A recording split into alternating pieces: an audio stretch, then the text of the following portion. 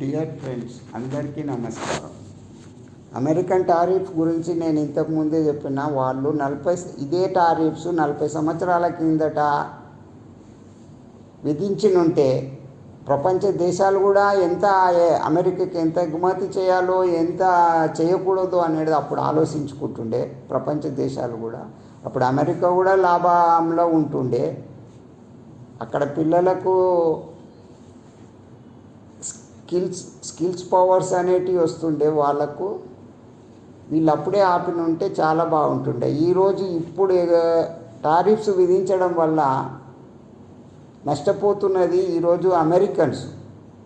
ప్రపంచ దేశాలు నష్టపోవు. నేను ఇంతకుముందు కూడా చెప్పినాను, ప్రపంచ దేశాలు నష్టపోవు. కష్టమవుతుంది, 1 సంవత్సరం 2 సంవత్సరాలు కష్టమవుతుంది ప్రపంచ దేశాలకు, కానీ నష్టపోరు.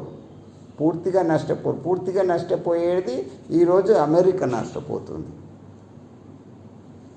వాళ్ళు చేసిన తప్పులు ఇదే కట్టుబడి ఇదే విధించినుంటే, ఇదే విధంగా అప్పుడు 40 సంవత్సరాల కింద విధించినుంటే వాళ్ళకి చాలా లాభం ఉంటుంది. మనకు పెద్దగా లాభం లేకున్నా ఆలోచించుకుంటుంటాం ఎంత ఎగుమతి చేసుకోవాలో ఎంత చేసుకోకూడదు అనేది జాగ్రత్త పడి మనం ఆలోచించుకుంటుంటాం. ఈరోజు మనమే కాదు, ప్రపంచ దేశాలు ఎవ్వరు 2 సంవత్సరాలే బాధ అవుతుంది అందరికీ. అంతేగాని అమెరికా పూర్తిగా నష్టపోయింది. ప్రతిదీ దిగుమతి చేసుకునే పరిస్థితి తెచ్చుకుంది అమెరికా. టారిఫ్స్ విధించడం వల్ల నష్టం ఎవరిపోతున్నారు? వాళ్ళు నష్టపోతున్నారు. ఎందుకంటే వాళ్ళు ఉత్పత్తులు చేయలేరు, వాళ్ళు ప్రొడక్షన్ ఏది చేయలేరు, అన్ని ప్రపంచం నుంచి తెప్పించుకుంటారు.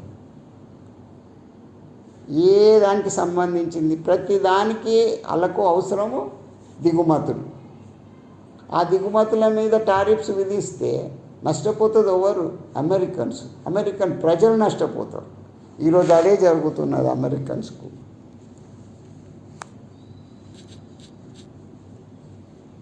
ఈరోజు టారిఫ్స్ విధించినా టారిఫ్స్ ఉపసంహరించినా నష్టపోయేది మాత్రం ఎప్పటికీ అమెరికన్సే. ప్రపంచ దేశాలకి ఏం నష్టం ఉండదు.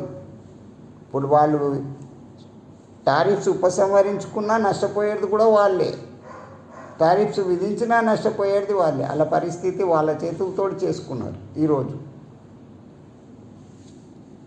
వాళ్ళ పిల్లలకు స్కిల్స్ లేకుండా వాళ్ళ చేతులతోటి వాళ్ళే చేసుకున్నారు.